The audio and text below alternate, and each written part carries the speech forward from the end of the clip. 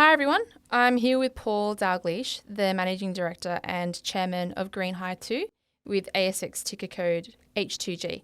The company recently went through a renaming and ticker change and was previously known as Tempo Australia. Thanks for joining me, Paul. Yeah, hi. We'd like to just jump into the specifics around the technology today, as it is quite special and it is something that would take a bit of an education process for everyone to understand how it works. Do you mind giving us an overview specifically of how the metal hydride solid-state hydrogen storage system does work? The technology has been around for 50 years to store hydrogen in a metal hydride. It's really the type of hydride that we're using these days that's changed. And we have a very sharp competitive edge because we use a ferrous titanium hydride. And so what we do is we store hydrogen, instead of as a gas, we store it as a solid. Storing hydrogen as a gas is okay, but you just have to store at very high pressures to get a decent volume of gas and a decent amount of electricity stored. Whereas we store it as a solid, and solid is at least 5 times denser than hydrogen gas at 500 bar, so at very, very high pressure. So the high pressures are suitable for, say, the refining industry, not that suitable for the electricity industry. So this solution is at 40 bar. It's a very safe pressure. It's solid, so it's safe. It's at ambient temperatures. And so how it works is that we go through an electrolyser from a renewable energy source, such as solar or wind or hydro. We come in through the electrolyser, it produces hydrogen as a gas. We put that into the metal hydride. It produces the gas from the electrolyser at 40 bar, and it goes straight into the hydride at 40 bar. So there's no compression, there's no pumps or rotating equipment, expensive rotating equipment. It goes into the metal hydride, stores as a solid, and then when we want to make electricity, we open up the other side of the vessel and we come out at 2 bar and go straight into the fuel cell. So again, no repumping, no compression cycle. It's a straight chemical reaction.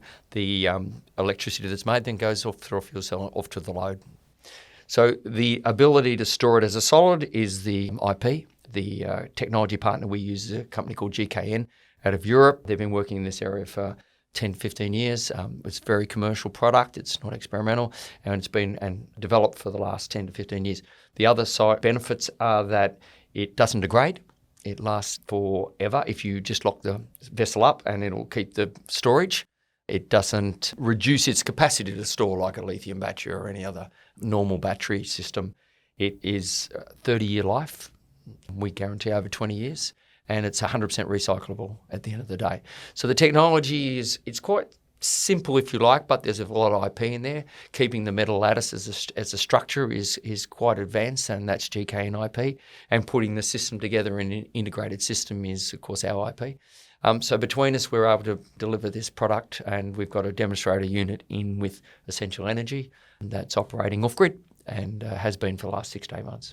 Yeah, great. And just jumping back to the ferrous titanium hydride specifically, can you give us a brief outline of how that compares to other metal hydrides available on the market? There's very few commercial metal hydrides available on the market. Lanthanum nickel was the original workhorse of the metal hydride industry, and it was used for compressors.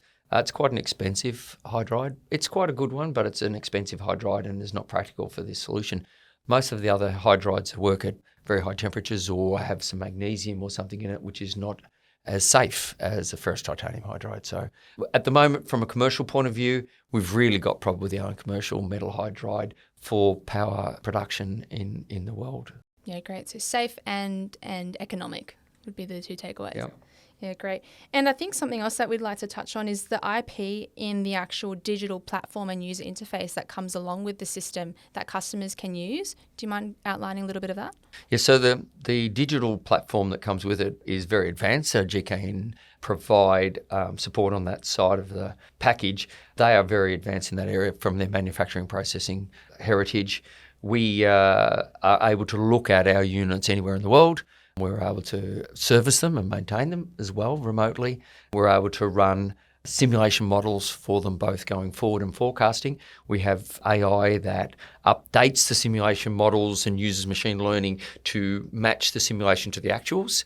And then that gives us the capability to run what they call a digital twin, where we can run a digital model of the unit and we can look for variances to real world conditions and see, okay, maybe it needs some maintenance, or is it varying for a good reason, say less sun, or does it need some servicing?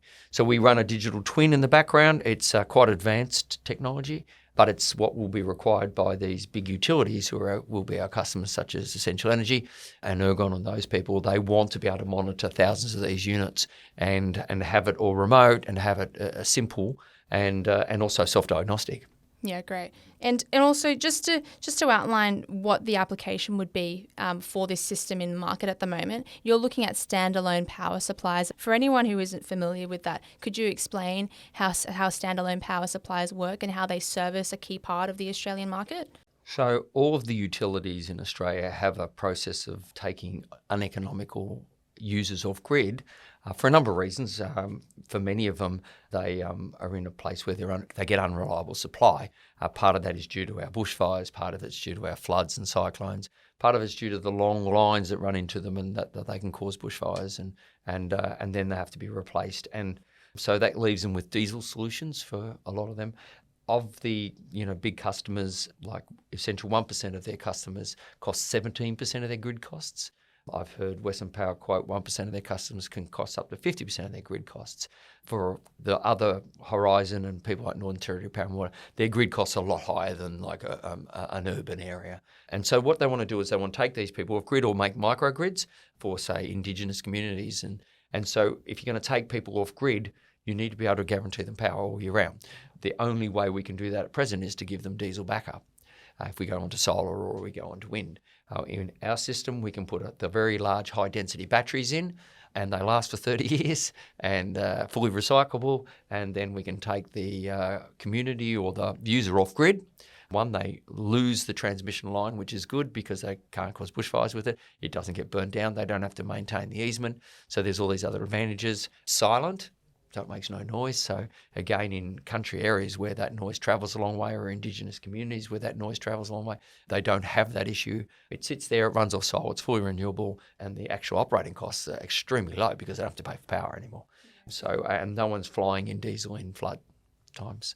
So it's massively advantageous for them. So that's the goal, and they've all got a program of taking users off grid to benefit and as a benefit, and so we're going to be part of that program. I think it speaks volumes to the viability of the technology on the market that you have, given that you've actually got trials with these utilities at the moment, and they've also got significant programs underway for standalone power supplies. They've all got future programs for standalone power supplies of some description. Yeah, great. And I think something else that's worth mentioning is the fact that standalone power supplies aren't the only application for this technology. Could you give us an overview of what it could look like in the next 5 to 10 years as you move along in this process?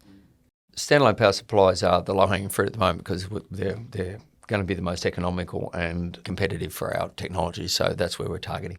And all forms of diesel replacement, of course, we're going to be far more competitive than diesel. So those are our low-hanging fruit at the moment. That's a massive market to start with. So we'll go into that first, and then we'll look at the rest of the market. Then we'll move into other areas, microgrids, and there's also a large market for depots and warehouses where they're going to put solar on the roof and then store their excess energy if they have it during the day, and then run their operations during the night. And we're also seeing large inquiries for people wanting to store daytime solar to run car chargers at nighttime. And that can be for smaller facilities, or it can be for quite large depots where they park a lot of cars overnight. Yeah, great. Thank you very much for that, Paul. It's really exciting to think about what the possibilities are in this space. My pleasure. For anyone who'd like to learn more about the technology or about GreenHy2, feel free to click on the link in the description or contact any one of our advisors. Thanks for joining us, Paul.